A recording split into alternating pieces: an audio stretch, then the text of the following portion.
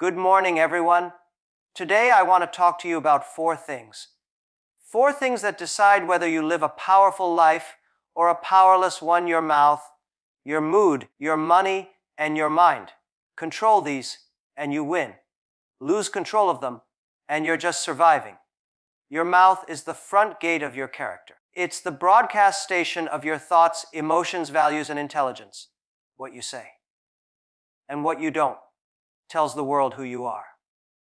And in this world, your words can either be your biggest weapon or your greatest weakness. Most people underestimate the power of their mouth.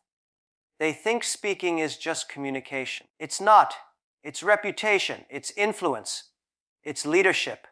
When you open your mouth, you are not just making noise. You are either making sense or making enemies. You're either building bridges or burning them down.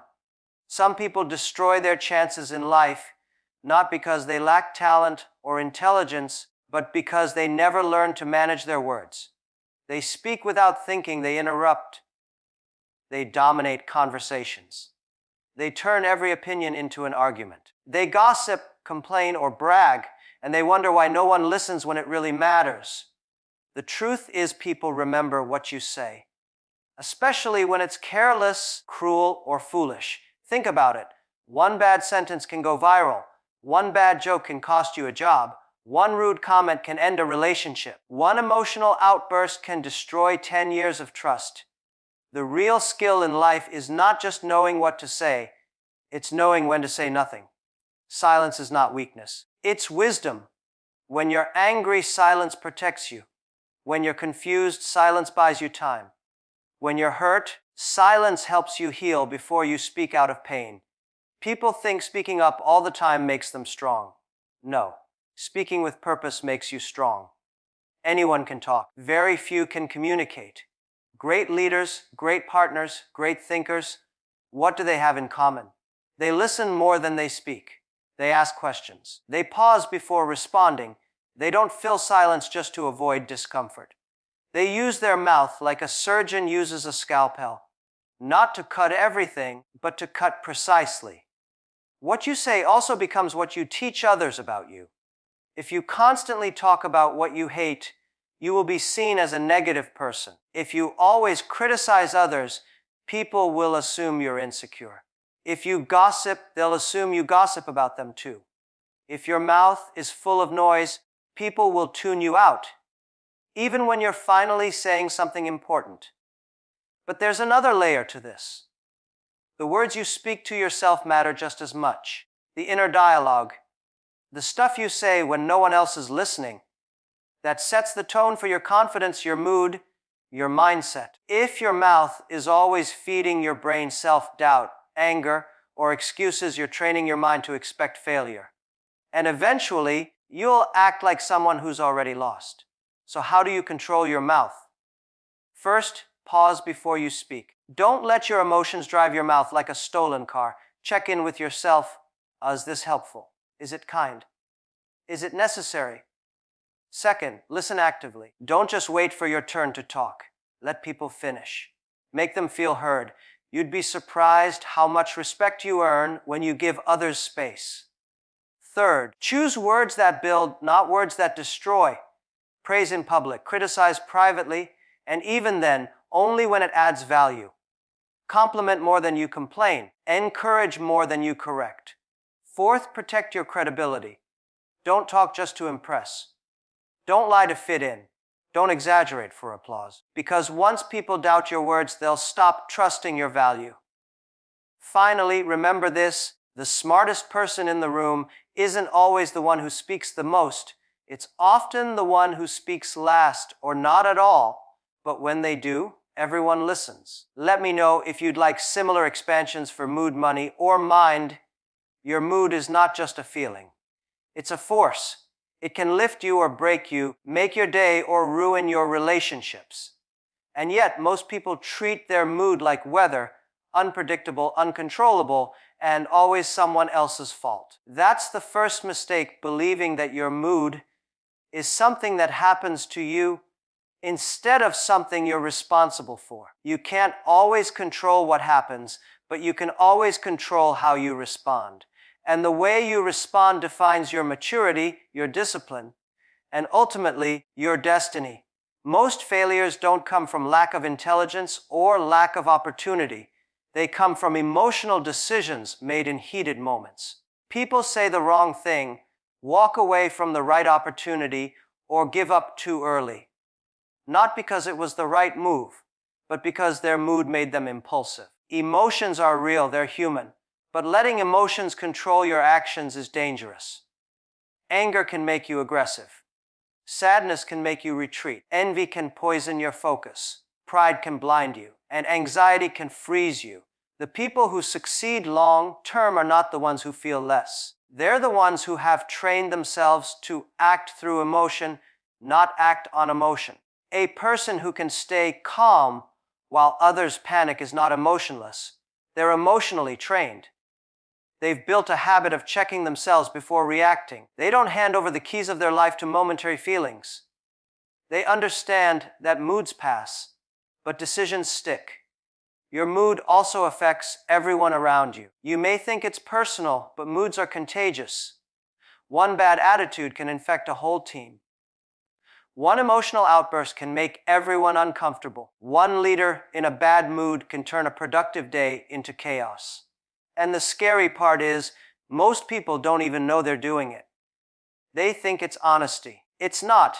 It's recklessness disguised as authenticity. There's a time for being real, but being real doesn't mean being uncontrolled. It means being aware. It means knowing the difference between expressing and dumping. Venting is not the same as blaming. Sharing is not the same as offloading your chaos onto others. Mood control starts with awareness. You must learn to pause and ask, what am I feeling right now? Why? And is this the right time to act on it? If you can learn to answer that question honestly before reacting, you'll start living with emotional clarity instead of emotional confusion. Another strategy is reframing. When something upsets you, don't just sit in it, reframe it. Is this a threat or is it a test? Is this a failure or is it a lesson? Is this personal or is it situational? The more you reframe, the more power you take back from your emotions. And don't wait for emotions to come in and take over. Prepare for them. Train for them. Just like athletes train their bodies to perform under pressure, you need to train your mind to think clearly under emotional stress. That means practicing mindfulness, journaling, breathing exercises, and even silence. Yes, silence. Because sometimes the best way to control your mood is to give it space without feeding it more noise. Surround yourself with emotionally mature people. Mood is energy, and energy is shared. If your circle is full of people who panic, explode, sulk, or blame, you'll start reflecting that behavior. But if you're around people who stay grounded, you'll start picking up their emotional rhythm. Finally, remember, people will forget what you said. They'll forget what you did. But they will not forget how you made them feel. And how you make them feel usually depends on how well you managed your own feelings in that moment. Money is not just currency. It's a mirror. It reflects your discipline, your habits, your mindset, and your long-term thinking. People like to say, money isn't everything, and that's true. But here's the part they ignore: money touches everything. Your choices, your lifestyle, your freedom, your relationships, all are affected by how you manage money. The mistake many people make is thinking the solution to financial problems is more money. But if you can't manage a little, you won't manage a lot. If you're careless with 100, you'll be reckless with 10,000. The problem is rarely income, it's behavior. Wealth is not just about how much you make, it's about how much you keep and what you do with it. There's a reason why people who win the lottery often go broke. Their income changed, but their mindset didn't. They spent like they always did, emotionally, impulsively, and blindly. Money without control is not a blessing. It's a trap. Controlling your money starts with one word: awareness. If you don't know where your money goes every month, you're already losing it. Budgeting is not boring. It's respect. Tracking your spending is not a punishment, it's strategy. Most people avoid looking at their expenses because they don't want to face their own lack of discipline. But pretending money issues don't exist is the fastest way to stay stuck in them. Look closely at where your money flows. Are you spending out of habit or purpose? Are you trying to impress others or improve your life? Are you investing in things that grow in value or wasting it on things that depreciate the moment you touch them? Impulse spending is one of the most dangerous habits in today's world. One click, one swipe, one treat yourself moment, and suddenly your budget is gone. Companies study human behavior so well that they know exactly how to make you spend without thinking. And if you don't have a plan for your money, someone else will. Learn to delay gratification. That's where financial power begins. Just because you want something doesn't mean you need it right now. If you can wait 24 hours before making a purchase, you'll avoid most unnecessary expenses. If you can wait a year to upgrade your lifestyle, you'll give your investments time to grow instead of killing your future for the sake of image. You also have to understand the difference between assets and liabilities. If something takes money out of your pocket every month, it's a liability, no matter how shiny it looks. If something puts money back into your pocket, it's an asset, even if it looks boring to other people. Rich people buy assets. Broke people buy liabilities and call it living well. Build a system. Automate your savings. Set a percentage aside every time you earn. Don't save what's left after spending. Spend what's left after saving. Protect your emergency fund like it's your last breath, because one unexpected crisis can wipe out years of progress if you're not ready. Avoid debt traps. Not all debt is bad, but most of it is. High interest loans, credit card balances, buy now, pay later schemes, these are financial quicksand. The longer you stay, the deeper you sink. If you can't pay cash for it, ask yourself if you truly need it. And don't be ashamed of starting small. Financial discipline isn't about how much you have. It's about how smart you are with what you have. There's dignity in saying, not yet, to things you can't afford. There's power in learning how to grow money before chasing more of it. Make money your servant, not your master. Give every dollar a job. Let it work for you while you sleep. Treat it like a soldier in your army. Each one should be moving toward your goals, not away from them. The mind is the command center of your entire life. Every action you take, every word you speak, every choice you make starts first as a thought. If your mind is undisciplined, your decisions will be inconsistent. If your thinking is weak, your results will follow the same pattern. No one rises above the quality of their mindset. The problem is, most people never learn how to control their mind. They let it run wild like an untrained animal. They let every fear, every doubt, every insecurity take the wheel. They believe every thought that enters their head, even if it contradicts their goals. And then they wonder why they feel stuck, confused, and exhausted. Your mind is powerful, but it is programmable.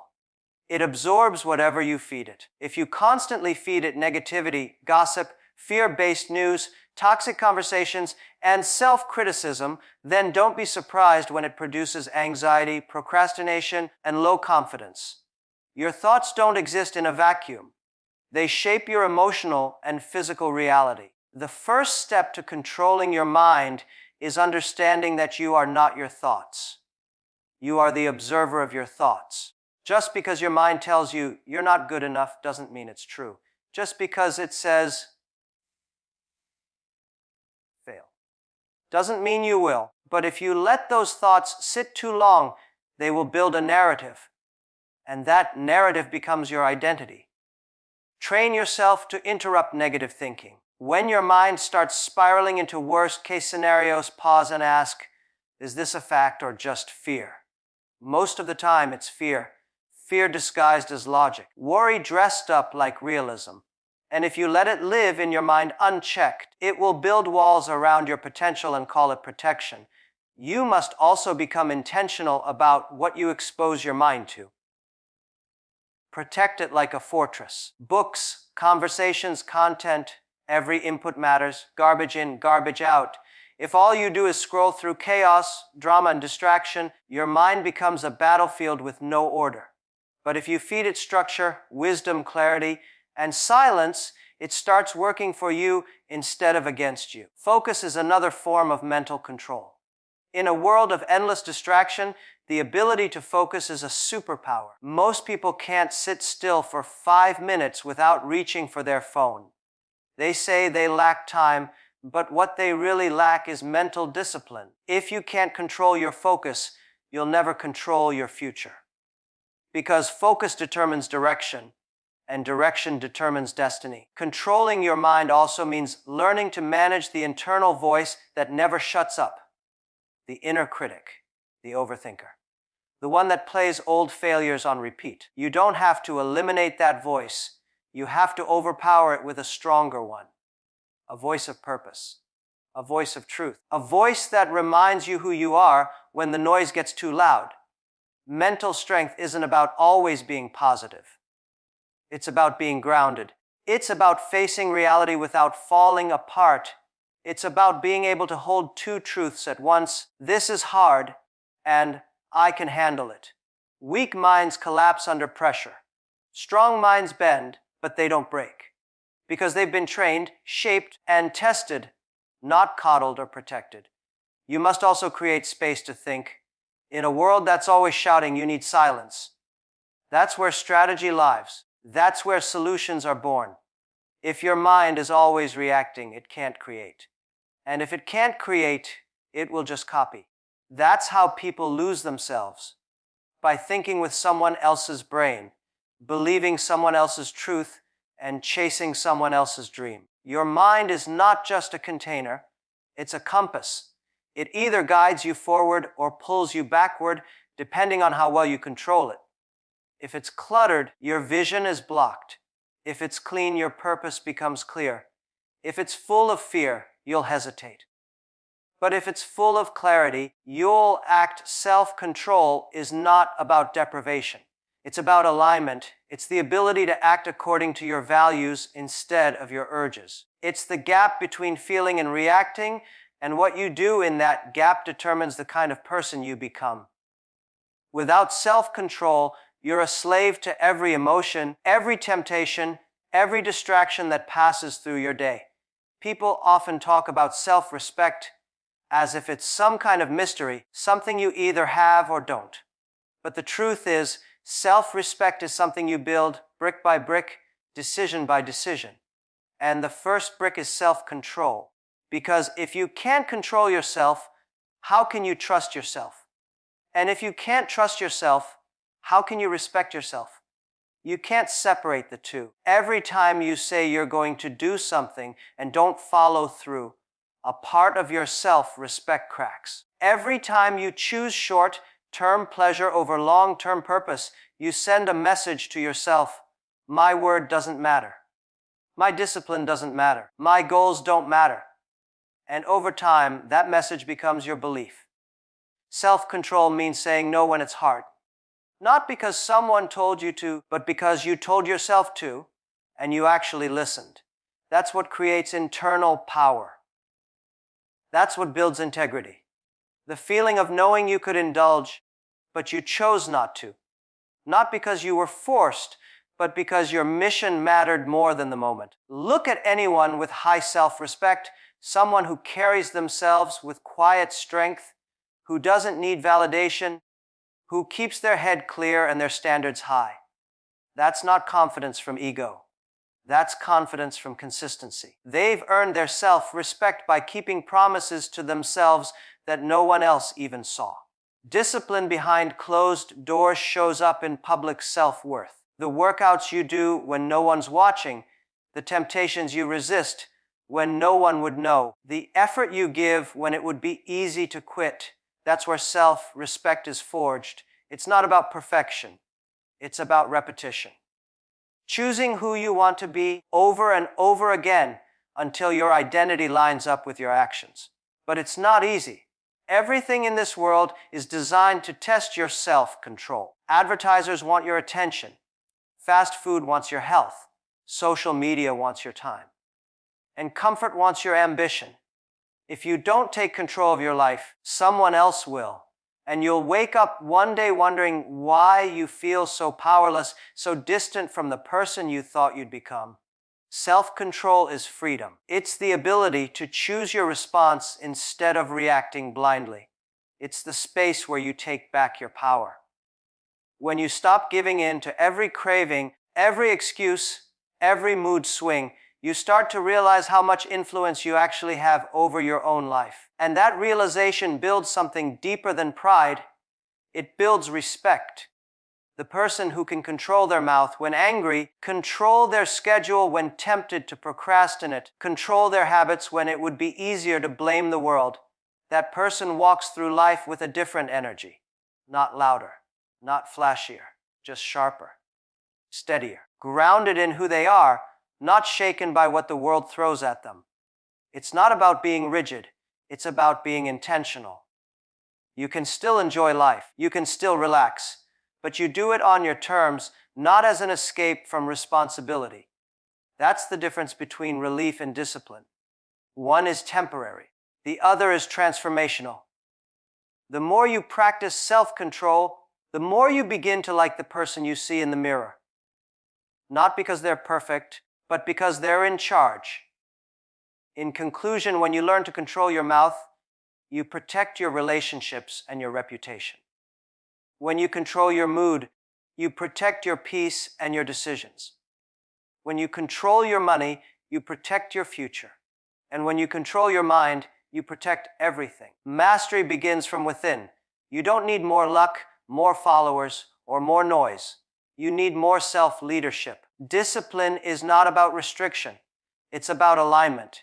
Every area of your life improves when you stop reacting to the world and start responding from clarity. This world will try to pull you in every direction. Anger, distraction, debt, doubt. But your job is to stay rooted. The greatest power is not found in controlling others, but in mastering yourself. People admire strength, but they trust control.